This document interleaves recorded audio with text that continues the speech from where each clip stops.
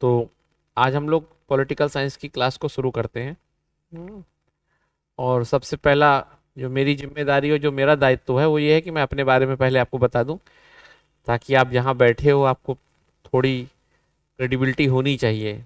आप कोई भी जब नया प्रोडक्ट खरीदते हो तो पीछे लिखा रहता है कि इस प्रोडक्ट में क्या क्या है, और वो कोई एहसान नहीं है, वो आपका राइट है, राइट टू इंफॉर्मेशन। जिस चीज़ को आप यूज करने जा रहे हो उसके बारे में सब जानकारी आपके पास होनी चाहिए। और कई कंपनियों को दवाओं में देना पड़ता है, और उसका उद्देश्य ये है कि हम लोग मूर्ख ना बने। पर हम लोग जन्मजात मूर्ख हैं, हमेशा बनते हैं। जैसे बादाम के बिस्किट में पीछे देखोगे तो कहीं बादाम नहीं लिखा होगा, और हम उसे शौक से खाते हैं। लेकिन चलो, तब भी मेरा दायित्व है तो मैं बता दूं कि मैं कौन हूँ। मेरा नाम योगेश त्रिपाठी है, और सहयोग में आप लोगों के साथ जुड़ा रहता हूँ। और मेरा जो बैकग्राउंड है वो है कि मैं गुजरात यूनिवर्सिटी में पहले पढ़ाता था, फिर सौराष्ट्र यूनिवर्सिटी में पढ़ाता रहा। मुंबई यूनिवर्सिटी के भी बहुत सारे कॉलेजों में मैंने लेक्चर लिए हैं। उसके बाद दिल्ली में मुखर्जी नगर में मेरी कोचिंग है। और जो सबसे ज़्यादा मेरे लिए सीखने का दौर रहा है वो रहा है, एक यूनाइटेड नेशन संस्था होती है जिसको आप जानते हो। उस संस्था के अंतर्गत एक दूसरी संस्था थी, BAPS, पूरे विश्व की भारत से संबंधित सबसे बड़ी संस्था। तो वहां भी मैं पढ़ाता रहा हूँ, और एक प्रमुख पद के तौर पे पढ़ाता रहा हूँ। बाकी बहुत सारे और भी चीज़ें हैं। इलाहाबाद यूनिवर्सिटी में पहले एक संगठन था, उसमें भी मैं 600-700 बच्चों को ट्रेनिंग देता था। तमाम तरह की थी, और चीज़ें इतनी हैं तो आपको अब उम्मीद हो गई होगी कि आप ठीक है, गलत हाथों में नहीं है। लेकिन तब भी अपनी केयर खुद करना, है ना। तो अब मेरा दायित्व तो है कि आपको पढ़ाया जाए। तो चूंकि मैं आपको जो पढ़ा रहा हूँ वो कोई मजबूरी बस नहीं पढ़ा रहा ना। आपको जो पढ़ा रहा हूँ उसके पीछे रीजन है कि आपको समझ में आए वास्तव में पढ़ाई क्या है। पढ़ाई जो आप लोग नॉर्मली कर रहे हो वो है, क्या पढ़ रहे हो, जैसे हर चीज में क्या, प्लेटो क्या है। लेकिन अभी समय बहुत बदल गया है। आप शायद प्रयागराज से बाहर नहीं निकले होंगे, लेकिन अब समय इतनी तेजी से बदल रहा है कि दो जनरेशन एक दूसरे को नहीं समझ पा रही। मतलब आपके जो जूनियर आएंगे ना, अब आपको बड़े अजीब लगेंगे, क्या ये क्या है। मतलब इतना गैप क्रिएट हो जा रहा है। जब गैप हो जाता है तो अजीब लगने लगते हैं, अजीब होता तो कोई नहीं, वो आपको अजीब कहेंगे, आप उनको अजीब कहोगे। जैसे कोई सन्यासी या संत को देख के आप कहते हो क्या पागल है, जिंदगी नहीं जी रहा, इतनी लाइफ मतलब लग्जरी लाइफ जिए, और वो आपको कहता है क्या पागल है, फालतू फंसा हुआ है। तो दरअसल दुनिया में केवल परसेप्शन का अंतर होता है और कुछ नहीं। तो वास्तव में फर्स्ट ईयर और सेकंड ईयर में भी यही है। तो हर जगह अंतर है, रीजनल वाइज अंतर। मैं जहां देखता हूँ आप लोगों को, दिल्ली जाता हूँ तो बिल्कुल अलग जनरेशन है। दिल्ली में भी मुखर्जी नगर और राजेंद्र नगर में अंतर है। अब डिफरेंस सब तरह के, तो कंपटीशन तो सबके साथ है ना। और आप लोग भविष्य में कोई ना कोई एग्जाम तो दोगे ही। ज्यादातर तो आप लोगों का एक ही सपना है, और उस एग्जाम की सबसे बड़ी बात है कि उसमें सभी कोई आ सकते हैं। और यही खासियत है कि उसमें भीड़ भी होती है, लेकिन यही खासियत है उसमें IIT, एम्स और बहुत बड़े बड़े कॉलेज के भी बच्चे आते हैं। कंपटीशन बहुत पावरफुल होता है। लेकिन आपको क्या लगता है कि अभी हम ग्रेजुएशन कर ले, फिर तैयारी करेंगे और फिर सारे बुलंदियों को छू लेंगे। लेकिन आप भूल जाते हो कि ये 3 साल भी आपकी लाइफ का सबसे इंपॉर्टेंट हिस्सा है। और ये 3 साल अगर आपने अच्छे से नहीं दिया तो आप कभी नहीं तैयारी कर सकते, क्योंकि जो आपका कंपटीटर है वो इस 3 साल में आपसे बेहतर हो चुका है। जब आप 3 साल उसके लिए करोगे तब तक वो सफल हो चुका होगा, आप डिमोटिवेट हो चुके हो और BEd कर रहे होगे कहीं। ठीक है, तो ये कहानी है। तो इसलिए हमें बहुत सावधानी के साथ क्या करना है, पढ़ना है। न केवल पढ़ना है बल्कि सबसे शानदार तरीके से पढ़ना है। यूनिवर्सिटी का एग्जाम हमारे लिए कोई टारगेट नहीं है। क्लियर हो गई बात। हमारा टारगेट है कि प्लेटो को अगर हम पढ़ें तो वैसे पढ़ें कि अगर मान लो JNU, DU, IIT कोई भी लड़का हमारे साथ में बैठा हो तो हम उसके साथ बात कर सकें। ठीक है, हम किसी को बता सकें। तो ये है प्लेटो को हमारे पढ़ने का उद्देश्य, प्लेटो नहीं सभी चीजों को। ठीक, तो हम आपको ये बता चुके हैं। अब दूसरी बात बता देते हैं कि करना वही है जो आपको चाहोगे, है ना। क्योंकि आपको पहले भी बहुत लोगों ने सुधारा होगा और आप आज भी वैसे ही होंगे, तो इसलिए मैं अपनी बातों से कोई उम्मीद नहीं करता। अब हम आते हैं पॉलिटिकल साइंस में। तो सबसे पहले तो पॉलिटिकल साइंस क्या होता है, इसको हम पढ़ने के पहले एक बार ये पूछना चाहेंगे कि हम अगर पॉलिटिकल साइंस को यूपीएससी के लिए पढ़ें और पॉलिटिकल साइंस को अगर हम एकेडमिक के लिए पढ़ें तो उसमें डिफरेंस क्या है, आपको पता है?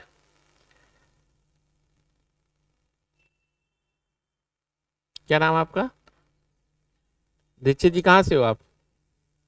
गोंडा।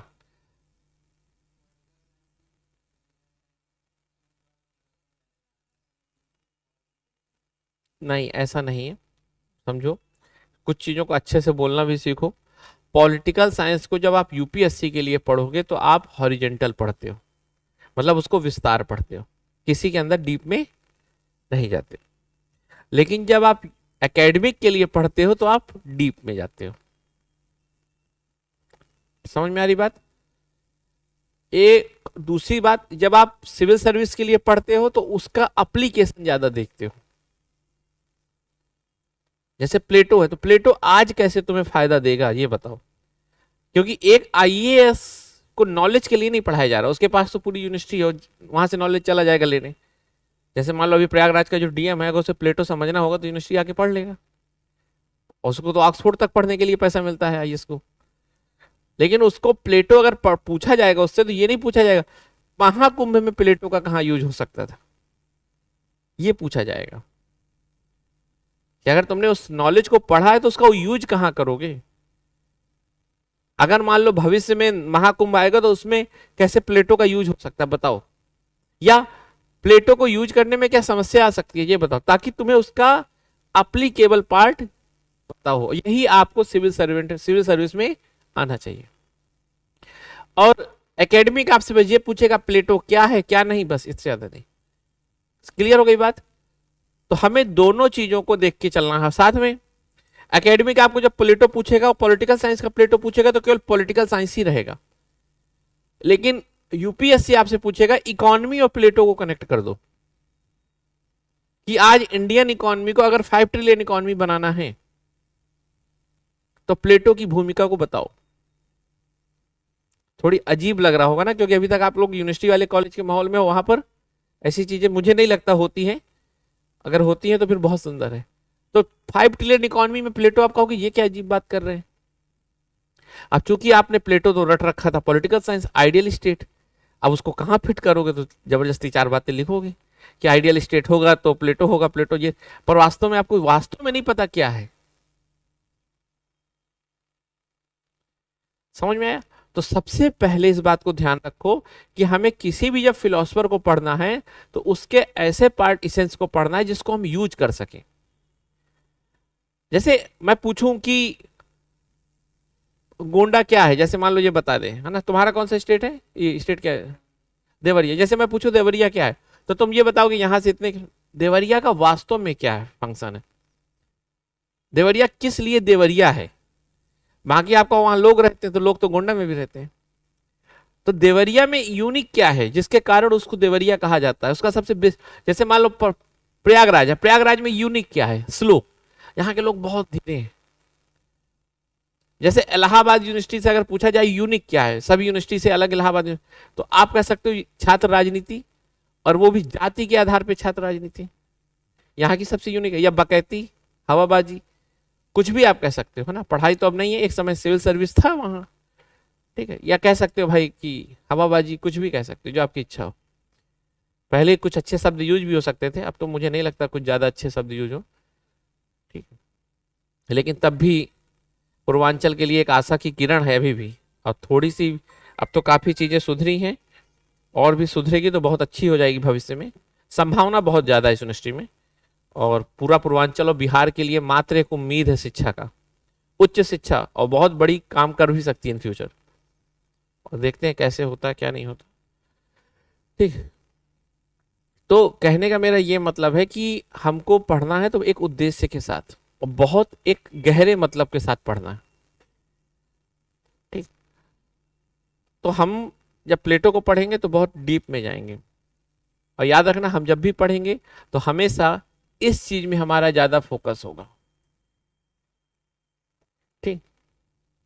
और यही पढ़ाई सबसे इंपॉर्टेंट है। अगर आप पढ़ना इससे सीख गए, है ना, तो आपका जो मेन रोल होगा हाउ टू थिंक, सोचना कैसे है ये, अगर आप सोचना सीख गए ना, क्वेश्चन करना सीख गए, तो आप समझ लो बेहतर।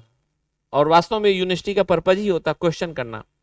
लेकिन सबसे बड़ा दुर्भाग्य है कि हमारी यूनिवर्सिटी में क्वेश्चन ही करना अलाउ नहीं है, क्योंकि टीचर का ईगो हर्ट हो जाता है ना। जबकि वास्तव में पढ़ाई कम हो लेकिन क्वेश्चन सबसे ज्यादा हो, क्योंकि क्वेश्चन करने का मतलब होता है आप उस सब्जेक्ट के साथ कनेक्ट हो चुके हो। आप उस सब्जेक्ट के साथ, जैसे आप किससे क्वेश्चन करते हो? जिसके बारे में जानना चाहते हो ना, जिसके बारे में जानना चाहते हो उसी से तो क्वेश्चन करते हो। और जिसको आप जानना चाह रहे हो मतलब आप उसके साथ जुड़ चुके हो।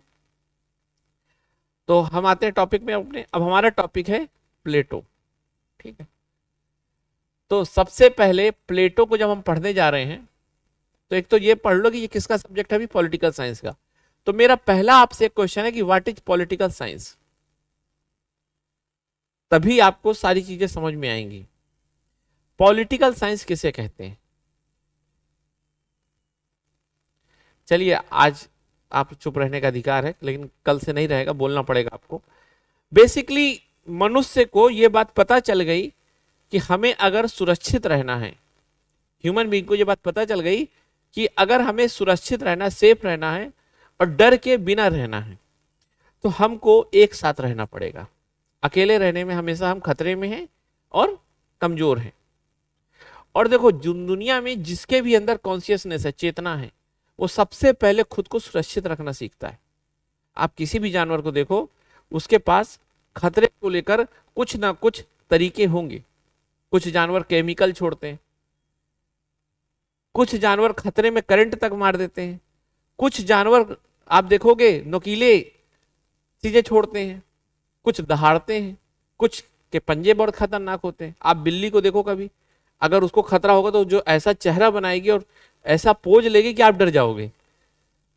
आप बिल्ली को भगा दोगे, लेकिन अगर बिल्ली एक बार आपको अच्छे से घूर देना तो आप भाग जाओगे, ये तय होता है। हर जानवर के पास अपने आप को सुरक्षित रखने के तरीके हैं। मतलब हम पैदा ही होते हैं जब, तो हमारी सबसे पहली जरूरत क्या है? सुरक्षित रहना।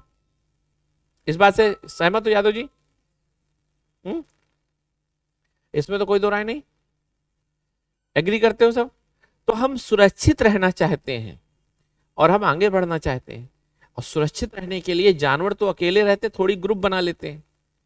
देखो, पढ़ने में तुम्हें बहुत मजा आएगा जब तुम वास्तव में किताबों से ऊपर उठ जाओगे। तुम देखोगे गली के 4 कुत्ते आपस में गुट बना के घूमते हैं, लेकिन कभी 4 से 400 नहीं हो पाते हो। समझो कितनी मजेदार बात है। वो 4 रहेंगे, 15 रहेंगे। कभी सुना है ये 100 कुत्तों का ग्रुप आ रहा है? पता चला ये अपने ग्रुप का कोई नाम रख ले, है ना, टॉमी ग्रुप। सुना? रख सकते हैं अगर उनकी क्षमता होती। चलो उससे एक कदम और आगे बढ़ते हैं। हाथी को देखो, हाथी का ग्रुप बड़ा होता है, 60 हाथी 70 हाथी एक साथ चलते हैं। मधुमक्खियों का ग्रुप देखो बहुत बड़ा होता है। ये सारे ग्रुप बना रहे, तो मनुष्यों ने जो ग्रुप बनाया वो करोड़ों का हो गया। आज भारत 140 करोड़ लोगों का है। हमला हुआ, पूरे भारतीय 140 करोड़ लोग। कभी जानवर को सोचा 140 करोड़ जानवर एक साथ हो पाए? कुछ तो मनुष्यों में अलग था। अब वो क्या था, ये बहुत रहस्यमय बात है, इस पर कभी चर्चा करेंगे। पर याद रखो, यहीं से मनुष्य दूसरे जानवरों से अलग हो जाता है। जानवर ग्रुप नहीं बना सकते, वरना आज की डेट में अगर कुत्तों का 140 करोड़ का ग्रुप होता तो शायद उनका एक अलग देश होता। पता चला मानव और कुत्तों की लड़ाई हो रही है, कुत्तों का प्रधानमंत्री भव भव कर रहा है, और यहां से अपने प्रधानमंत्री पहले बात कौन कम्युनिकेट करे। होता कि नहीं होता? अरे सोचने में क्या दिक्कत है? अगर मान लो हाथियों का 1 करोड़ का ग्रुप होता, तहस नहस कर देते, है ना। अब पता चला पाकिस्तान जैसा होता तो और बर्बाद हो जाता। पता चला कुछ आतंकवादी हाथी आ गए, हो सकता था कि पूजा नहीं हो सकता था। इमेजिन करो, यही तो कल्पना है, यही तो दुनिया है, और यही यूनिवर्सिटी का गेम है। इसीलिए तो यूनिवर्सिटी के प्रोफेसर पे ज्यादा बोझ नहीं डाला जाता कि वो कल्पना करे, पर वहां वो बकैती करने लगते हैं। सोचो क्यों नहीं हो पाया, पता है कभी? इसके लिए मैं आपको बताता हूं, एक बुक पढ़िएगा, युवाल नोआ हरारी, होमो सैपियंस। आपको ये मिलेगा पता कि आखिर मनुष्य ही ऐसा क्यों था जिसने इतने बड़े बड़े ग्रुप बना लिए, और आज पूरे विश्व में उसका शासन है। क्योंकि शासन मतलब ताकत, ताकत मतलब स्ट्रेंथ, स्ट्रेंथ मतलब संख्या, और संख्या मनुष्यों नहीं बना पाए, जानवर नहीं बना पाए उतने। क्योंकि मनुष्य के अंदर कल्पना और बात करने की क्षमता थी। क्योंकि जुड़ने के लिए सबसे ज्यादा जरूरी है, जैसे हम तुम क्यों जुड़ गए, अभी बात कर रहे हैं, बात करना से ज्यादा एक उद्देश्य के लिए बात कर रहे हैं। उद्देश्य अभी हमारा शायद ग्रेजुएशन हो, मतलब अगर सपोज करो हमारे अंदर इतनी क्षमता होती कि केवल हम वर्तमान में जीते, भविष्य का नहीं सोच पाते, हम कभी एक नहीं हो सकते थे। आप परिवार के साथ एक थोड़ी हो, इसलिए थोड़ी हो कि वर्तमान भविष्य को लिए, मान लो भविष्य में कोई समस्या आई तो सुरक्षित रहेंगे। अरे बहुत सारे 18, 19, 20, 21 साल के युवा हैं जो प्रेम संबंध में हैं, लेकिन जब जाति का असर आएगा तो परिवार पहले, क्यों, भविष्य खतरे में, क्योंकि अपने ऊपर तो भरोसा है ही नहीं।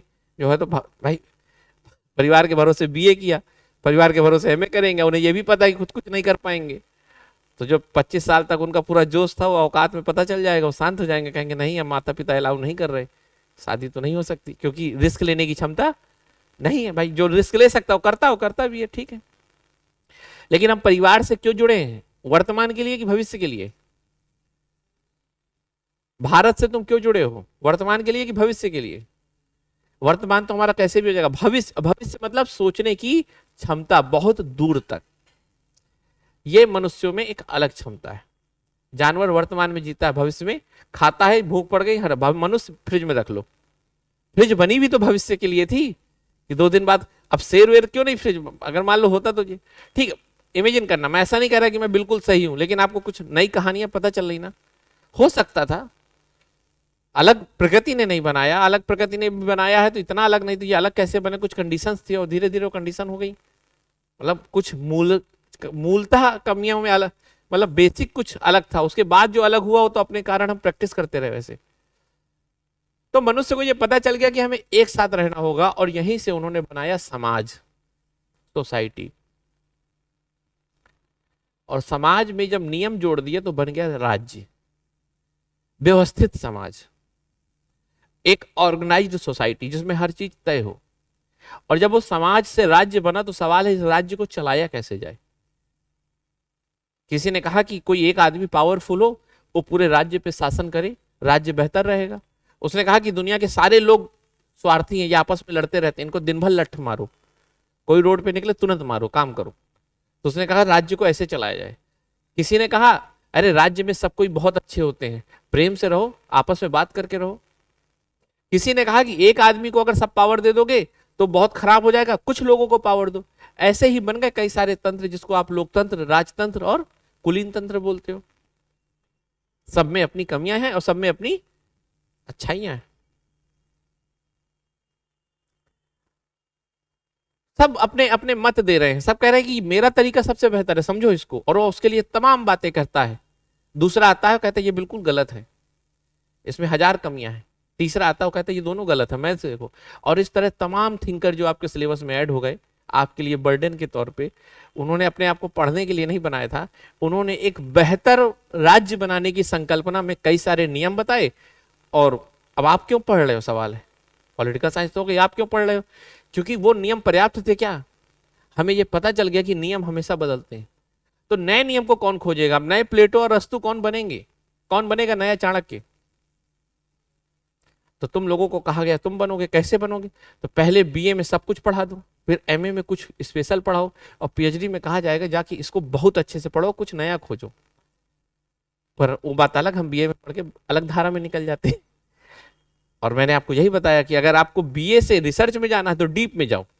जैसे आप अभी प्लेटो जहां ऐसे पढ़ लोगे, एमए में शायद प्लेटो को आप बहुत डीप में जाके पढ़ोगे, पीएचडी में उसके किसी एक टॉपिक को ही केवल पढ़ोगे,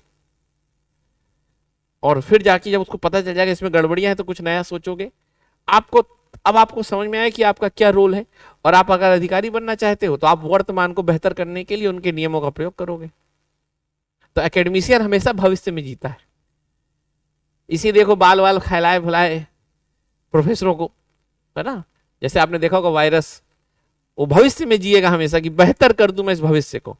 वो सोचता है ये दुनिया पागल है, इसीलिए हमेशा चिड़चिड़ाते रहते हैं प्रोफेसर है पागल हटो, क्योंकि वो 100 साल बाद जीते हैं और तुम उतना नहीं जी रहे। इसीलिए तुम्हें लगता है प्रोफेसर चिरकुट है, पागल है ना। अच्छे यहाँ के प्रोफेसर की मैं बात नहीं कर रहा, ये रियल जो प्रोफेसर है देखोगे, मतलब ऐसा प्रोफेसर जो करोड़ों कमा रहा है लेकिन चप्पल वप्पल टूटी पहने आके पढ़ा के चला जाता है, उसे पता है ये सब बेकार है, क्या तुम लोग इसी में फंसे हो। तो प्रोफेसर या दार्शनिक हमेशा बहुत साल आगे रहता है और उसको वर्तमान हमेशा क्या बोलता है, पागल, चिरकुट, सनकी। इसीलिए कहा जाता है फिलोसोफर पागल होते हैं। पागल नहीं होते, वो तुम्हारी तरह नहीं होते, वो तुमसे बहुत आगे जी रहे होते हैं। तुम बाद में उसको भगवान बनाओगे। चाहे प्लेटो और अरस्तु के समय में उनको गाली मिलती थी कि ये क्या पागल की तरह घूम रहा है, सोक्रेटिस को तो मार दिया लोगों ने। तो यहां तक बात समझ में आ गई। तो ये है पॉलिटिकल साइंस ऑफ प्लेटो और हम क्यों पढ़ रहे हैं। एक मैंने आपको पूरा परसेप्शन बनाने का छोटे से समय में प्रयास किया। अब आपको अधिकारी बनना है तो कैसे पढ़ना है, ये बात आपके समझ में आ गई होगी। और अगर आपको एकेडमिशियन में जाना है तो आपको कैसे जाना है। और याद रखना, इस साल से 2025 से पूरी दुनिया में पढ़ाई का तरीका बिल्कुल बदल गया है और एक दो गुना नहीं पढ़ा, हजारों गुना गैप क्रिएट हो गया है। और उसका कारण क्या है, एआई। अब आप में और आपके दोस्त में इतना जो अंतर होता था अब इतना हो सकता है अगर वो एआई का सही यूज। क्लास में हूं, ठीक ठीक ठीक ठीक ठीक, मैं क्लास के बाद कॉल करता हूं। समझ में आ गई बात। अब आप ये समझ लो कि अभी तो चलो ठीक है, अच्छे बच्चों में और खराब बच्चों में इतना डिफरेंस होता था, आप इसको कवर भी कर सकते थे। अब ये यहीं रहेगा, सॉरी ये नीचे नहीं जाएगा, ये यहीं रहेगा, ये ऊपर जाएगा। हर चीज बहुत सही से जानी चाहिए, है ना, वरना आपको लगेगा मैं किसी से चिढ़ नहीं रहा, वो वहीं रहेगा लेकिन दूसरा ऊपर बढ़ेगा। तो आप जानिए और आपका काम जाने, हम चलते हैं प्लेटो की तरफ। अब प्लेटो को क्यों पढ़ना है ये तो आपको पता चल गया। प्लेटो के बारे में कहा जाता है इस दुनिया में कहीं भी जहां नॉलेज होगा ना वो प्लेटो से जुड़ा होगा। अब समझो प्लेटो की कितनी यूटिलिटी है।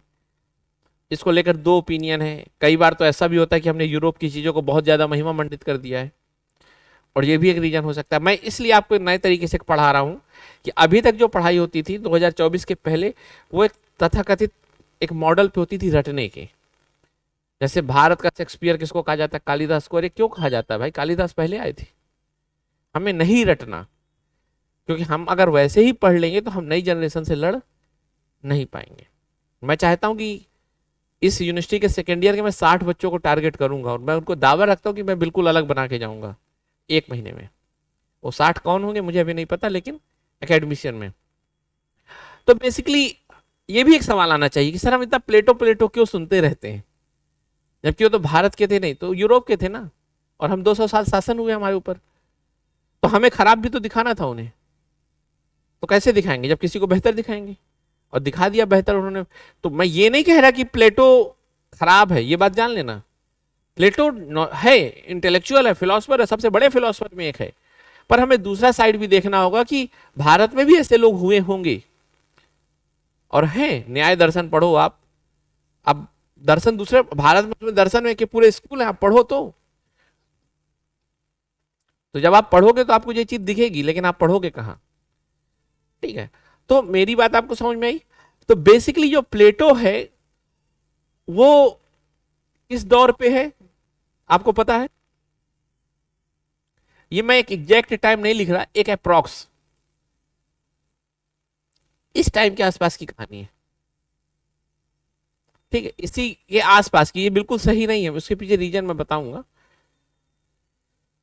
मतलब ठीक है, हम उसमें हमें रटना भी नहीं है। सबसे पहले आपको आज तक प्लेटो पढ़ने में मजा क्यों नहीं आता था, इसलिए नहीं आता था कि आप एथेंस में घूमते थे और एथेंस कभी गए हो नहीं। अब सोचो इस समय भारत में क्या हो रहा था, थोड़ी मजा आएगा। इस समय भारत में गौतम बुद्ध महावीर भी हो रहे थे और उस वहां प्लेटो भी हो रहा था। पहली बात इतना समझ लो कि मैंने प्लेटो के बारे में आपको बताया कि दुनिया में कहीं भी अगर नॉलेज है तो प्लेटो है। मतलब प्लेटो ही एक ऐसा बीज है जिससे पूरे विश्व का नॉलेज निकला हुआ है। ऐसा कई जगह कहा जाता है कि विश्व के सारी फिलॉसफी प्लेटो के की व्याख्या है बस। मतलब प्लेटो जो बता गया उसी को व्याख्या कर रहे हैं, कुछ नया नहीं है। एक बार ये बहुत अच्छी कहानी है कि एक बार एक पिता ने अपने बेटे का एक सवाल दिया तो बेटे ने पुनः एक सवाल किया। तो जब बेटे ने किया तो कुछ अजीब सा सवाल था। तो पिता ने कहा कि एक बात देखो, इसमें प्लेटो ने कोई चर्चा की है? भाई पिता परेशान हो गया तो पिता ने कहा होगा कि देखो अगर प्लेटो ने इसका जवाब दिया होगा तो पढ़ लो। तो बच्चे को कहा कि प्लेटो की किताबें पढ़ो, अगर जवाब मिल जाए तो ठीक है। तो बच्चे ने दोबारा किया कि प्लेटो ने इस पर चर्चा नहीं की। तो पिता ने कहा तो फिर ये नॉलेज का विषय ही नहीं होगा। ये था प्लेटो का एक काल्पनिक, मतलब आपको बताया गया है एक तुलना करके कि प्लेटो को ऐसे कहा जाता है। प्लेटो और अरस्तु को ही कहा जाता है। आप देखोगे father of biology, father of sociology, सब में प्लेटो अरस्तु, प्लेटो अरस्तु, प्लेटो अरस्तु है। तो भारत में उस समय दो शख्स पैदा हुए, बुद्ध और महावीर। आज भी जो पूरा विश्व उनको जानता है, वहां प्लेटो और अरस्तु जैसे लोग हो रहे हैं। थोड़ी अंतर है समय का, मैं जानता हूं इस बात को। सोक्रेटिस को ले लोगे तो भी अंतर नहीं रहेगा।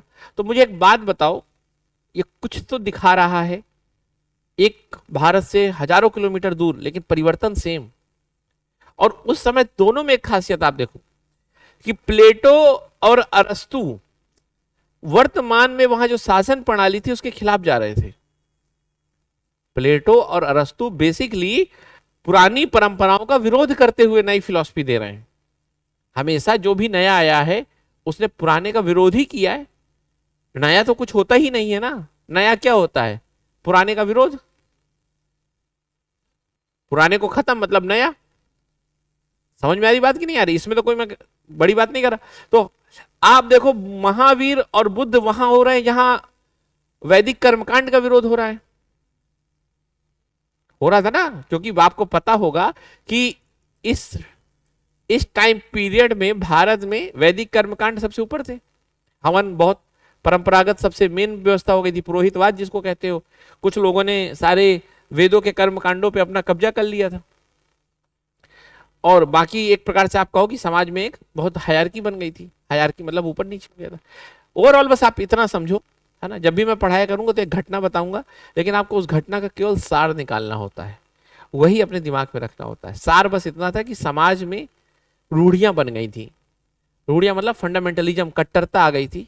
प्रक्रिया से लोग ज्यादा जुड़ गए थे।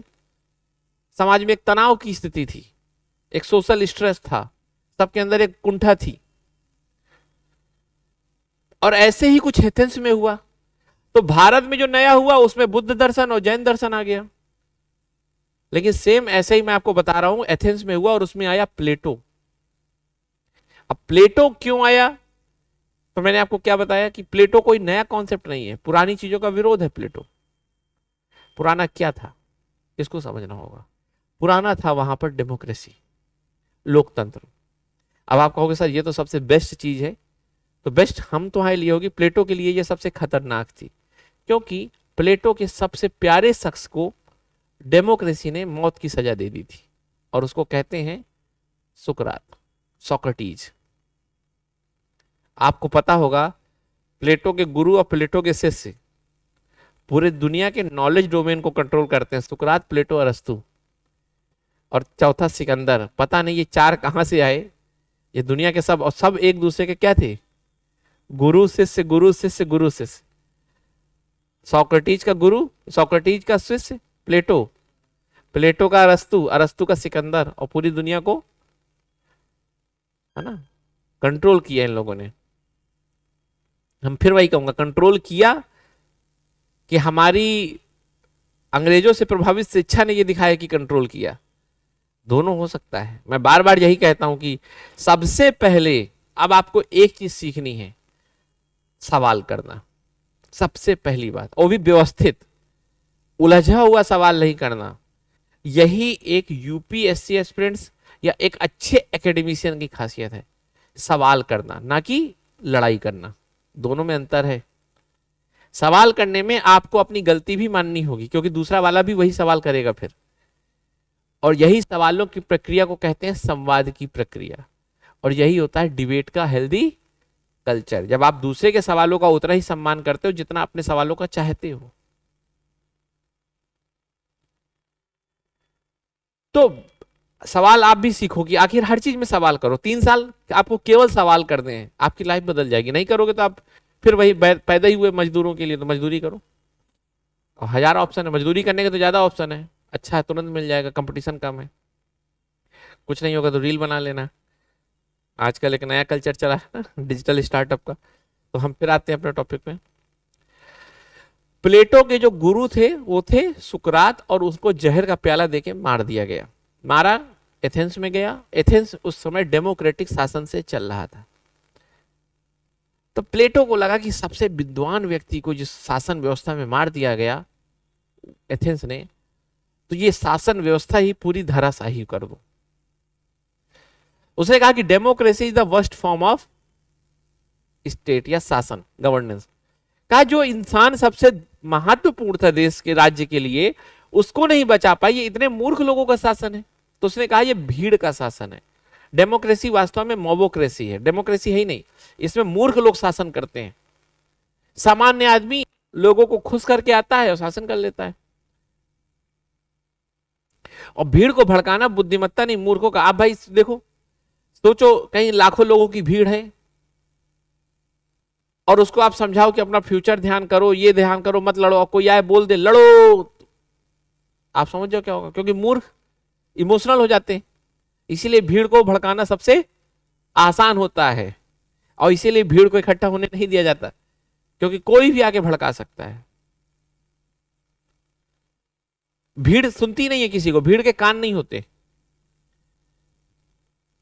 ठीक है। इसीलिए लोग भीड़ इकट्ठा करके आराम से अपनी बात को कह सकते हैं। जिनको इमोशनल और बात करना अच्छा आता है, हिटलर,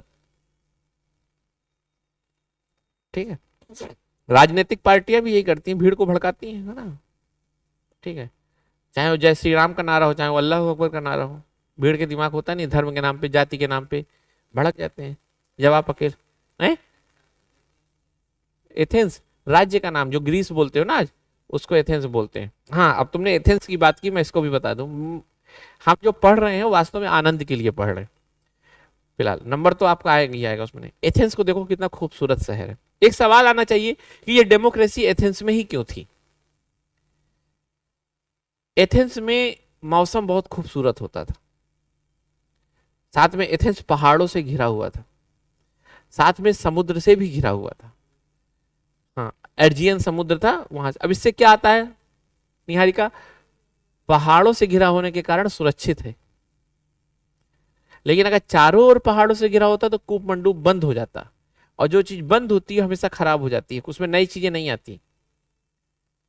दीक्षित जी समझ रहे हो, जैसे तुम्हारे गोंडा को चारों ओर से बंद कर दें तो 50 साल 60 साल बाद वही पीढ़ी रहेगी, और देखो कि धीरे धीरे अपने आप में वो कुछ नया नहीं सीखती। आप नया कब सीखते हो, जब इतना जो दाढ़ी वाड़ी बनवाए हो आजकल, ये बाहर ही आके सीखे होगे ना, बिल्कुल, है ना। ये भी एक नई चीज है, ग्रेजुएशन के बच्चे जो आजकल दाढ़ी वाड़ी बनवा के बिल्कुल सेट। हमारे समय में ये सब सेंस के परे था, ये लगता था कि, और मैं ये नहीं कह रहा ये गलत है, ये अच्छी चीज है, हम नहीं सीख पाए, ठीक है, तो ये गलत है। लेकिन आजकल देख रहे हैं जैसे क्लास में भी बिल्कुल एग्जैक्ट एक पहले हमारे उस समय दिमाग में नहीं आता था, हमें लगता था इसकी यूटिलिटी ही नहीं समझ में आती थी, है ना। पर इसमें भी कभी बात करेंगे ग्रेजुएशन के लड़कों को दाढ़ी बनवानी चाहिए कि नहीं बनवानी चाहिए, इतनी प्रॉपर वे में, है ना। हम लोग तो एक ट्रिमर रखते थे, क्योंकि तुमने खर्चा किया होगा कम से कम 60 रुपए, सही बात है दीक्षित जी कि नहीं। 40 मतलब, और ये कितने दिन रहेगी, ज्यादा से ज्यादा 6-7 दिन, उसके बाद अपने मूल स्वरूप में आएगी, तो फिर 40, या तो कोई उद्देश्य रहा होगा विशेष प्रयोजन बनाने का, तो इन्वेस्टमेंट 40 रुपये बनता है। चलिए मैं मजाक कर रहा हूँ, हम सब यही करते हैं, जैसे मुझे भी बहुत बार, ठीक है। तो आपको मैं ये बताना चाहता हूं कि लोकतंत्र आया क्यों एथेंस में, सारी चीजें समझना, लिंक करना, क्योंकि एथेंस एक ऐसी जगह था जहां तीन ओर से सुरक्षित था, तो ज्यादा खतरा भी नहीं था, लेकिन एक तरफ से समुद्र भी था। तो जहां खतरा ना हो लेकिन संपन्नता हो, वो मजेदार जगह होती है, समझ रहे हो ना। सपोज करो आपका घर है बहुत सुहानी जगह पे है, लेकिन सांप रोज निकलते हो, तब आप पलंग से नीचे नहीं उतरोगे। लेकिन सोचो शानदार भी हो और सुरक्षित भी हो, तब बड़ा मजा आता है। मतलब आपको 3 चीजें चाहिए, सुरक्षा, संपन्नता और सुंदरता। ये था एथेंस के पास है। आजकल दुबई में संपन्नता तरीके डेवलप कर रहा हो धीरे, जैसे इस मामले में यूएसए 2 ओर से समुद्र से घिरा, कोई हमला नहीं हो सकता, तो सुरक्षित है, सुंदर है, और संपन्नता भी आ जाएगी क्योंकि समुद्र है। जैसे गुजरात, जैसे बिहार के पीछे होने का एक कारण है समुद्र से जुड़ा ना होना, क्योंकि बिजनेस ही नहीं करो। जैसे आपको पता है बिहार में बच्चा पैदा होता है तो आईएएस बनना चाहता है, गुजरात में पैदा होता है तो बिजनेसमैन बनना चाहता है, क्योंकि वहां समुद्र है, उसे पता है सामान बेच देगा। और जो समुद्र के किनारे हैं जैसे मोरबी, मैं वहां सेमिनार करने गया, मैंने बताया ना मैं गुजरात में बहुत लंबा समय काम किया, तो कहा जाता है कि गुजरात में समुद्र के किनारे वाले रहने वाले सारे बच्चों को केवल 2 किताबें आती हैं बस, चेकबुक और पासबुक, उसके अलावा और कोई बुक पे ध्यान नहीं देते, क्योंकि अवसर इतने हैं, कुछ नहीं है तो इंपोर्ट एक्सपोर्ट का बिजनेस कर लेंगे। इतना बिजनेस है उधर कि वहां कोई भूखा रह ही नहीं सकता। और बिहार में बिजनेस ही नहीं तो ऑप्शन क्या बना, आईएएस आईपीएस से लेकर रेलवे तक। तो ज्योग्राफी ही वहां के कल्चर को, ये सब बातें किया करो, और ये जितनी बातें करोगे ना किताबों से बहुत ज्यादा सीखोगे। तो इस तरह की चीजें होती हैं। तो एथेंस में इसीलिए डेमोक्रेसी थी कि वहां पर सब कुछ अच्छा था, वहां लोग आपस में बात करते थे क्योंकि मौसम अच्छा है, बातें करो, और डेमोक्रेसी चलने लगी। पर उसी डेमोक्रेसी में एक आदमी को इसलिए केवल मार दिया गया कि वो लोगों को भड़का रहा है। तो भाई उसका शिष्य था, वो कहा ये मूर्खों का शासन है, और उसने एक नया बीड़ा उठाया कि वो डेमोक्रेसी को बिल्कुल नेस्ता नाबूद कर देगा। किसी का अस्तित्व तो खत्म करना है तो उससे लड़ाई मत करो, उसके आधार को खत्म कर दो, ये बना ही क्यों है, इसके पीछे तर्क ही नहीं। और इस तरह उसने नया कॉन्सेप्ट दिया, उसने कहा जो डेमोक्रेटिक स्टेट नहीं होना चाहिए, आइडियल स्टेट होना चाहिए। और उसने जो मेन बात कही कि भीड़ का शासन नहीं होना चाहिए, शासन होना चाहिए सबसे तेज दिमाग वाले व्यक्ति का। मैं आपको अभी एक ओवरव्यू दे रहा हूं, ऐसे शासन होना चाहिए सबसे तेज दिमाग वाले का, सबसे लॉजिकल इंसान का। जैसे आजकल आप लोग कहते नहीं हो कि हाई स्कूल पास नहीं हो नेता बन गए, गुस्सा भी आती है ना कई बार कि पढ़े लिखे नेता होने चाहिए। तो यही प्लेटो कहता था। प्लेटो तो यह कहता था सबसे ज्यादा पढ़े लिखे लोगों को नेता बनना चाहिए। है तो प्लेटो का, अब मैंने बताया एप्लीकेशन, जो आपके अंदर से कई बार प्लेटो की आवाज आती है, तो आप सबके अंदर भी एक छोटा प्लेटो है जो कई बार कहता है कि पढ़े लिखे लोगों को अधिकारी नेता होना चाहिए, इनका भी एग्जाम हो एक। तो यही बात प्लेटो ने कही। प्लेटो ने कहा कि ये जो स्टेट है, इस स्टेट में सोक्रेटिस जैसे, सुकरात जैसे महान आदमी को मार दिया जिसके कोई समझ नहीं। ये सुकरात पूरे देश का भविष्य था, और बस यहीं से आपको समझना है। तो प्लेटो जो भी कहेगा वो कहेगा कि राजा कैसा होना चाहिए। अच्छा, अब प्लेटो लोकतंत्र का समर्थन करेगा कि विरोध करेगा। अब लोकतंत्र मतलब कोई एक शासन करे, राजतंत्र, और इसके राजा को खासा फिलोसफर किंग कहा जाता है। ये राजा इसलिए नहीं है कि उस परिवार में पैदा हो गया या ईश्वर का बेटा है, नहीं। कौन राजा होगा, जो सबसे ज्यादा विवेक दिमाग होगा जिसके, और जिसका सबसे ज्यादा दिमाग होता है उसको क्या कहा जाता है, दार्शनिक। इसीलिए कहा जाता है फिलोसफर किंग, दार्शनिक राजा। यही सी कहानी है बस। और इन्हीं सारी बातों के लिए तमाम तरह की चीजों को बताता है। और हम्म हम्म उस समय और इस समय में अंतर है कि उस समय डायरेक्ट डेमोक्रेसी भी थी आपस में बात, इस समय इनडायरेक्ट डेमोक्रेसी है। ठीक है, बहुत सारे अंतर है पर इसेंस वही है। पर वो अंतर होने भी चाहिए क्योंकि उस समय तो ज्यादा से ज्यादा 1 लाख 2 लाख लोग थे, छोटे छोटे शहर थे। अब 140 करोड़ है, डायरेक्ट हो ही नहीं सकती चीजें। पर डेमोक्रेसी का सार वही था। देखो प्लेटो को आप अच्छा कहोगे अभी, लेकिन प्लेटो बाद में फेल भी होंगे, प्लेटो बाद में फेल भी हो जाएंगे। प्लेटो जो कहते हैं कि राजा कैसा होना चाहिए, फिलोसफर किंग, जिसका सबसे तेज दिमाग हो। तो बेसिकली मैं प्लेटो को आपको आज बहुत सामान्य तौर पे समझा रहा हूं कि प्लेटो चाहता था कि वो चीजें अब ना हो जो पहले डेमोक्रेसी में हो गई। प्लेटो कहता था जिसको जो काम आता है वो करे।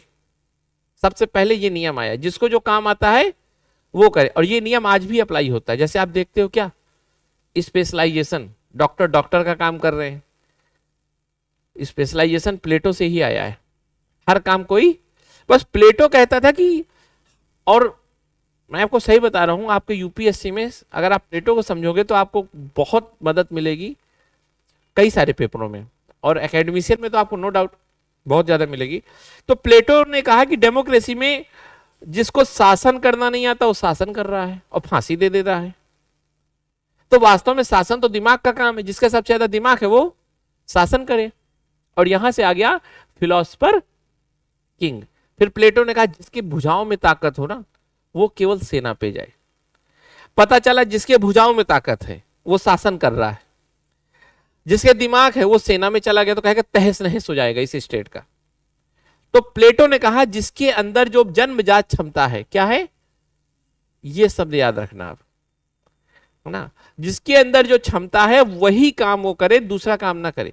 तीसरा, जिसको बहुत ज्यादा खाने और बहुत ज्यादा कमाने की इच्छा होती है, महत्वाकांक्षी, जो बहुत ज्यादा भूखा रहता हो, वो केवल इकोनॉमी में आए क्योंकि वो उत्पादन करेगा। तो कहा कि अगर एक स्टेट में 3 जरूरतें होती हैं, एक तो उसका पॉलिटिकल सिस्टम देखे कोई, एक उसका डिफेंस देखे, और ये देखो आज का स्टेट नहीं है, ये बहुत 1000 साल पहले का स्टेट है, 3000 साल पहले का, तो ज्यादा कुछ नहीं रहा होगा उस समय। तो कहा प्लेटो ने कि 3 काम होते हैं मेन, उत्पादन, प्रोडक्शन, डिफेंस और गवर्नेंस। 3 ही काम होते हैं ना किसी स्टेट के। कौन कौन सा? पहला गवर्नेंस, तीसरा प्रोडक्शन। तो कहा कि देखो, और 3 ही तरह के कहा उसने लोग होते हैं। कहा कुछ लोगों में दिमाग बहुत तेज होगा, और कुछ लोगों में लड़ने की क्षमता, शारीरिक क्षमता बहुत तेज होगी, और कुछ लोगों में कमाने की बहुत ज्यादा इच्छा होगी। तो कहा इन 3 तरह के लोगों को अलग अलग करो, जो फिलोसफर है उनको राजा बनाओ, मतलब वो देश को पूरा देखें, और सबसे ऊपर वही होंगे। जो डिफेंस वाले उनको सेना में रखो, और जो मैन्युफैक्चरिंग करने वाले हैं, हाँ, और कहा तीनों के काम में कोई एक दूसरे में इंटरफेयर ना करे, बस नियमों से चले। और उसने कहा that is the ideal state, यही राज्य होना चाहिए। जैसे अगर आज हमें भारत बनाना हो इस तरह का, प्लेटो की तरह का, तो सबसे पहले हम सारे लोगों का एग्जाम ले लें, सभी का 140 करोड़ का पहले एग्जाम ले, तो दिमाग वाली छटनी हो जाए। फिर दौड़ा के देख लें किसकी ताकत है, पता चला कोई 2 सीढ़ी में हाँपने लगा।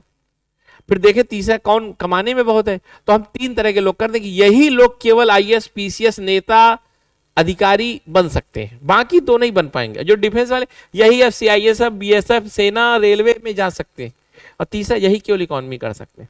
मतलब जो तेज दिमाग वाला इकोनॉमी में नहीं जाएगा, इकोनॉमी में वो ऊपर रह के सबको क्या देखेगा, कंट्रोल करेगा, क्योंकि दिमाग। और यही कहता है प्लेटो, अब समझ जाओ प्लेटो, बस प्लेटो कहता है स्टेट को डेमोक्रेटिक नहीं होना चाहिए। कैसा होना चाहिए? आइडियल स्टेट जिसमें फिलोसफर किंग हो।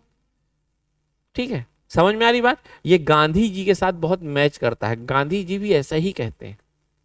गांधी ने बस कहा सत्व, रजस, तमस। इंसान के अंदर 3 तरह की क्षमताएं होती हैं, जिसके पास ज्यादा सत्व होता है, गांधी जी ने कहा कि इंसान 3 तरीके से मिलकर बनता है, यही सांख्य दर्शन में भी है, सत्व, रजस, तमस। कहा देखो कुछ लोग हमेशा बहुत तेज इधर उधर भागते रहते हैं, जैसे हमारे यहाँ का अभिनय, वो 2 मिनट में होगा यहाँ होगा, मतलब उसके अंदर बहुत चंचलता है। आपने कई देखा होगा, बहुत सक्रिय रहते हैं, चंचल लोग, है ना, एक्टिव। तो कहा इनके अंदर रजस है। कहा कई लोग दिन भर पड़े रहते हैं। आपने अपने रूम पार्टनर कई ऐसे देखे होंगे, ए भाई लाइट चालू कर दो, पता चला पंखे में लेटा बंद है, गर्मी है, लेकिन कोई आ जाए तब चालू कराता हूं। पता चला घर में देखा होगा प्यासे बैठे हैं, लेकिन कोई आ जाए, ए पानी उठा दो भैया, पता चला झूठा पानी लाओ दो यार पियो, घर ही के तो लोग होंगे, है। ठीक है, तो वो तमस है। तमस मतलब आलस, भारी होता है सबसे अंदर। मतलब मनुष्य 3 चीजों से मिलकर बना, सत्व, और जिसके अंदर सत्व है वो दिमाग से बहुत तेज होता है। जाति व्यवस्था का भी भारत में, वर्ण व्यवस्था का यही आधार था। अब सोचो, वर्ण व्यवस्था भी यही कहती है कि जिसके अंदर सत्व हो वो पढ़ाने वाला काम करे। वो तो ब्राह्मण शब्द बाद में ऐड कर दिया, कहा था ना कि वो बदल भी सकता है। उसका लड़का अगर पैदा हुआ, पता चला पिता पढ़ा रहा है, उसके अंदर सत्व है, लेकिन अगर लड़का पैदा हुआ उसके अंदर तमस है, तो फिर वो ब्राह्मण नहीं रहेगा। हाँ, आपने देखा होगा कि एक वेद में, मुझे लगता है ऋग्वेद में, एक परिवार है जिसमें पिता अलग वर्ण का है, बेटा अलग वर्ण का है। हाँ है। तो ये चीज, और देखो अब आप मजा देखो पढ़ाई का, यहां प्लेटो चल रहा है, वो सेम वही चीज कह रहा है, यहां अलग चीजें चल रही हैं। मतलब आपको मजा आ रहा है कि नहीं आ रहा ना? यही वास्तव में आपको सीखना है। तो प्लेटो ने कहा कि एक स्टेट को आइडियल स्टेट होना चाहिए, और आइडियल स्टेट किसे कहते हैं? आइडियल स्टेट उसे कहते हैं जिसमें जिसका जो काम है वो काम करे, एक दूसरे के साथ इंटरफेयर ना करे। और ऐसी ही जब कंडीशन किसी स्टेट में बन जाए, स्टेट ऐसा ही हो जाए, जैसे एक स्टेट है जिसमें पता चला जिसके दिमाग है वो सेना में है, और जिसके अंदर बहुत ज्यादा भूख है वो शासन में है, तो करप्शन करेगा वो, उसको तो चाहिए ना, करप्शन करेगा। ठीक है, समझ में आ रही बात? तो कहा कि अगर ऐसा कोई स्टेट है जिधर इधर उधर काम कर रहे हैं, तो कहा वो स्टेट कैसा होगा, अनजस्ट, करप्ट, अन्याय, फेल हो जाएगा। लेकिन प्लेटो ने कहा ऐसा नहीं होना चाहिए। प्लेटो ने कहा इसका जस्ट अपोजिट, स्टेट ऐसा होना चाहिए जिसमें फिलोसफर किंग हो, पढ़े लिखे लोग,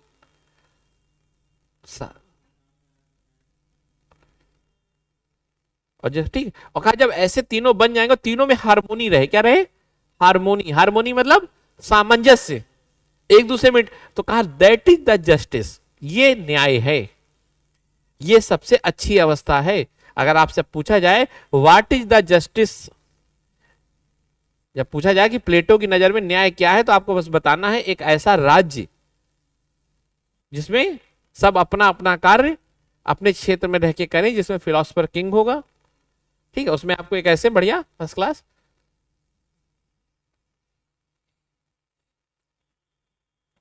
ठीक है, ये फिलोसफर किंग, ये मिलिट्री वाले लोग, और ये ठीक है, हाँ, जिनके अंदर भूख है, जिनके अंदर महत्वाकांक्षाएं हैं, यहां तक बात समझ में आ गई। और तीनों एक दूसरे में बैलेंस बना के रखे, पता चला ये इसको आदेश ना दे, ये आदेश इन दोनों को दे, ये इनको देखे। और याद रखना एक बात और मजे की बात, ये सबसे इंपॉर्टेंट होते हैं, इनको सबसे ज्यादा प्योर रखना है। भाई ये करप्ट हो जाए, ये करप्ट हो जाए, तो ये सुधार देगा किसमें, तो उनके लिए तो अहंकार कब आएगा, जब मूर्ख होंगे ना। तो यही तो कहा फिलोसफर किंग हो, और अहंकार मतलब महत्वाकांक्षी, तो पहले ही उनको नीचे कर दिया है। सोचो आज की डेट में तुम प्रेमानंद है मान लो, अब कहो इनके अहंकार, तो यही तो उम्मीद करोगी कि उनके अंदर तो कम से कम ना आए। तो सबसे बेस्ट तो कंडीशन यही है। मैं इस बात से सहमत हूं कि आ सकता है, लेकिन प्लेटो ऐसा मान रहा है कि जो ये लोग हमने छांटे हैं, ये सब जानते हैं कि क्या अहंकार है क्या नहीं, इनको पता है कि अहंकार आ सकता होगा, लेकिन ये इंटेलेक्चुअल इनको नहीं आएगा। समझ में आई बात कि नहीं आई? तो आपकी बात से मैं सहमत, और अच्छा लगा सवाल पूछा आपने दीक्षित। तो ये चीज समझ में आ गई, ये इनको कंट्रोल करेंगे, और इनके इतने कड़े नियम होंगे कि ये गलत कर नहीं सकते। जैसे इनका परिवार नहीं होगा, क्योंकि जैसे इनका परिवार हो गया, इनकी इंटरेस्ट आ जाएंगे, तो ये इनका ध्यान न देके किनका ध्यान देंगे।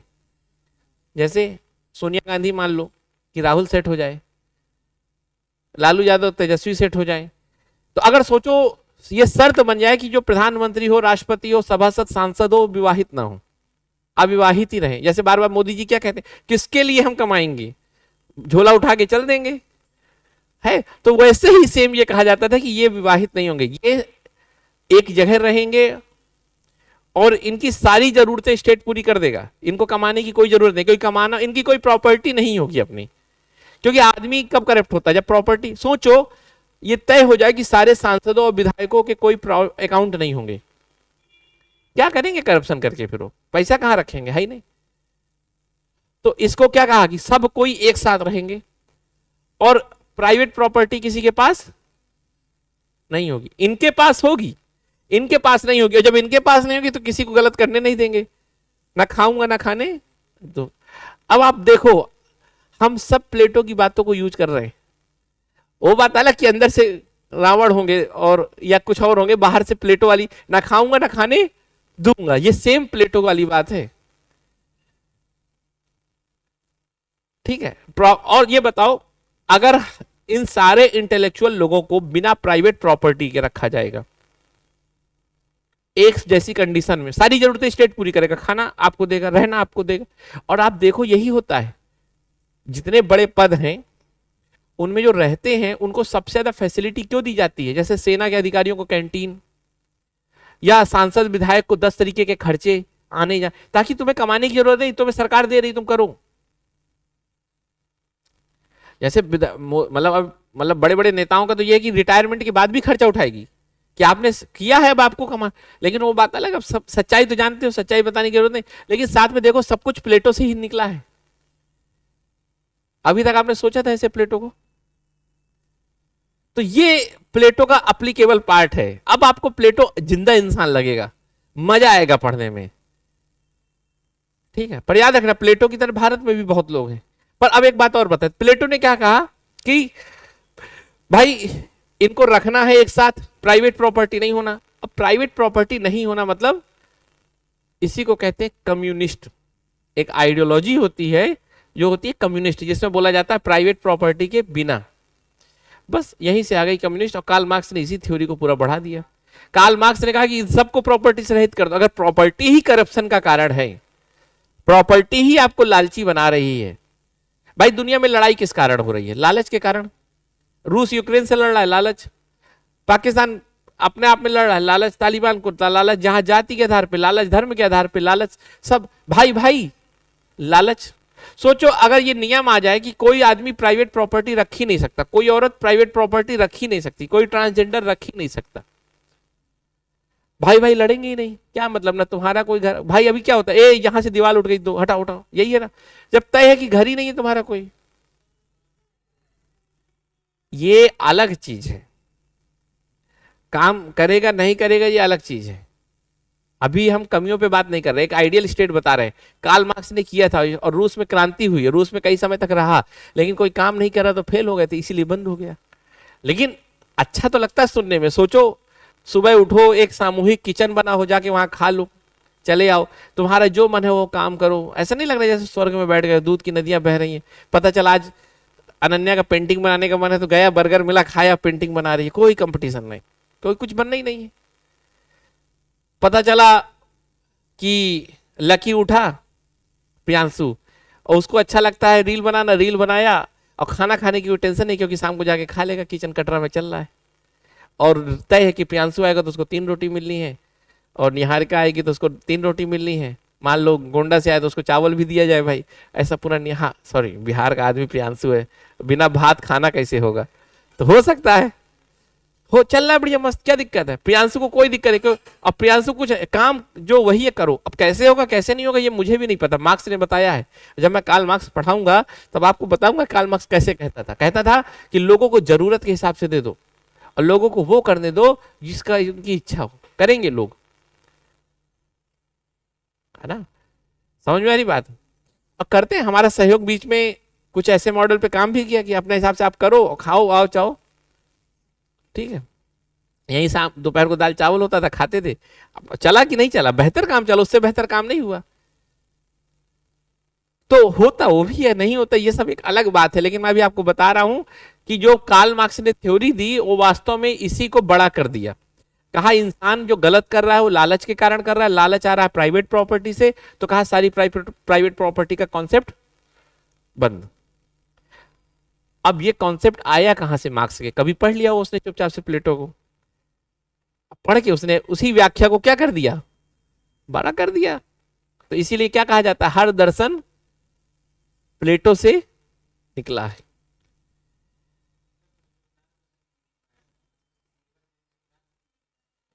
सुकरात ने इतना व्यवस्थित कुछ नहीं दिया। दरअसल सुकरात जब मर गए तब प्लेटो को दिमाग खराब हुआ ना, तब कहा। और सही बताऊं तो सुकरात ने कहीं कुछ लिखा नहीं। प्लेटो ने कहा कि यही देखो कमी है मेरे गुरु की, लिख के नहीं गया कुछ। और उसी की बातों को प्लेटो ने जो लिखा है ना किताब द रिपब्लिक, उसमें दरअसल उसने डिबेट करके लिखा। एक किरदार सुकरात बनाया, एक अपना लिखा, डिबेट की। अब गलती, बहुत अच्छी चीज है।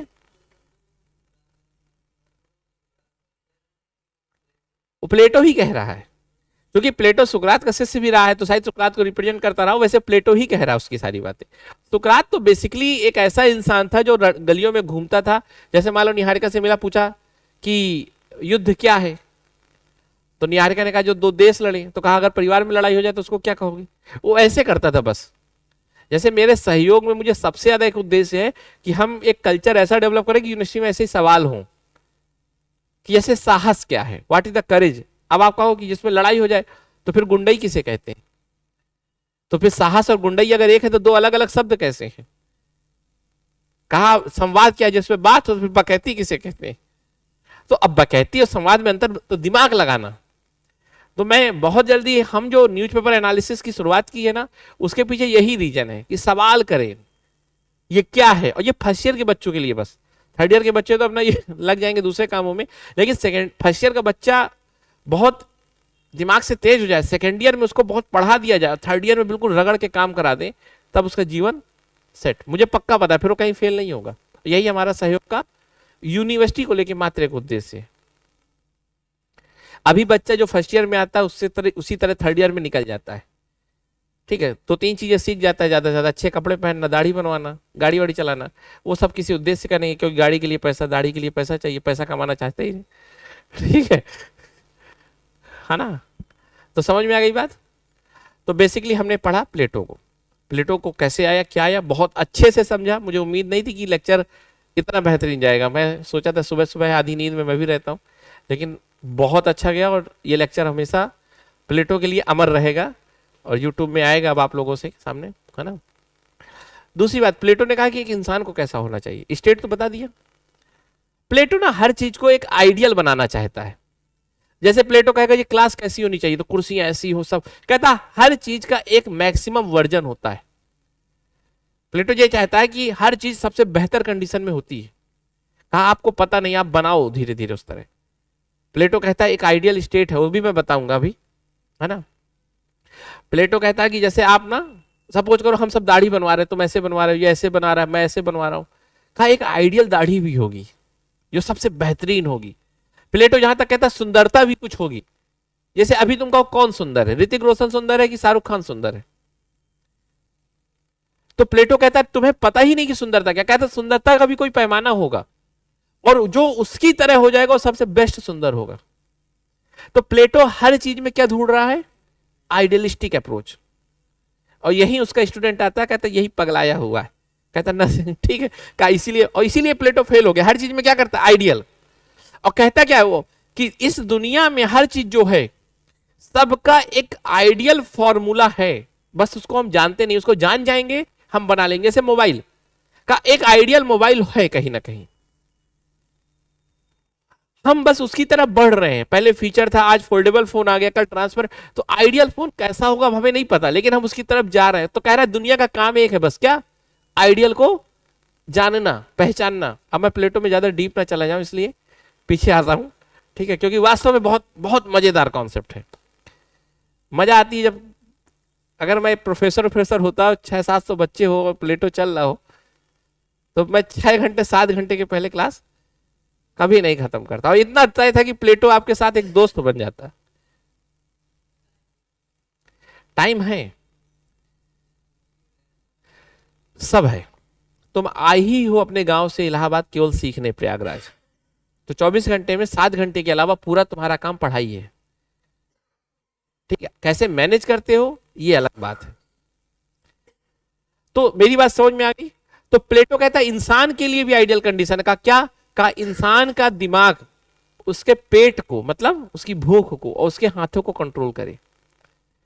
तो इंसान कैसा होना चाहिए, अपने तर्क से चले। जैसे स्टेट किससे चले, फिलोसफर किंग से, तो वैसे उसने कहा इंसान को किससे चलना चाहिए, अपने तर्क से।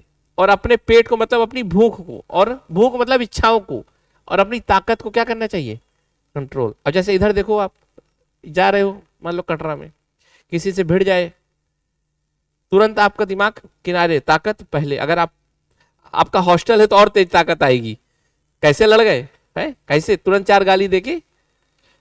प्लेटो कहेगा ये गलत है, तर्क से रहो, है ना। ठीक है, कह रहा है। और जैसे मान लो हम जा रहे हैं, देखा जूडियो में कपड़े टंगे, आगे देखा, तुरंत जाके खरीद लिया, जबकि हमारे पास ऑलरेडी कपड़े हैं, हमने दिमाग नहीं यूज किया, हमने जाके सीधे ले लिया, इंपल्सिव बाइंग। हमने महंगा फोन देखा, आईफोन ले लिया, बाद में पता चला किस्त भरते भरते धुआं निकल रहा है। हमने बुलेट खरीद लिया, तेल में भरवाने के लिए पैसा नहीं है। तो प्लेटो कहता है कि ये क्या हुआ, जब आपने अपनी भूख को, भूख ही है, अरे भाई आईफोन की भूख, सब चीजों की भूख है ना, तो कहा आपने क्या किया, अपनी भूख को अपने दिमाग के ऊपर रख दिया। तो कहा बस यही गलत किया। तो एक अच्छा, एक इंसान के साथ कब अच्छा होता है, जब ये हो। तो अगर आपसे पूछूं, प्लेटो कहता है जस्टिस, जस्टिस मतलब सबसे बेहतर कंडीशन। स्टेट के लिए क्या है बता दिया, इंसान के लिए क्या है बता दिया। तो अगर आपसे पूछा जाए जस्टिस फॉर ह्यूमन बीइंग, आपको बताओगे कि इंसान का दिमाग उसके दोनों पक्षों को कंट्रोल करे। राज्य के लिए न्याय, तो आपको पूरा बता दिया। कम्युनिस्ट वाला कॉन्सेप्ट बता दिया, आइडियल स्टेट बता दिया, सिलेबस कंप्लीट।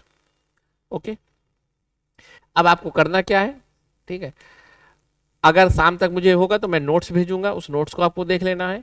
और अगर आपको कोई किताब अच्छी लगे तो आपको किताब पढ़नी है। ये किताब कोई लिए थे ना, जो मैंने पढ़ाया है, है ना, ऊपी गुआवा। हम्म,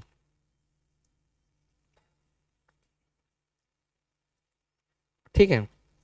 अब मैं यही कहूंगा कि आप जब पढ़ोगे इसको, मैं कहूंगा जरूर पढ़ो। देखो जैसे लिखा है communism of property and wives, मतलब पत्नी होनी चाहिए कि नहीं होनी चाहिए कम्युनिटी, तो मैंने आपको सब बता दिया है। जब आप पढ़ोगे तो जितना मैंने पढ़ाया है वही निष्कर्ष आएगा, लेकिन आप पढ़ाई जरूर करना ताकि आपका दिमाग सीखे।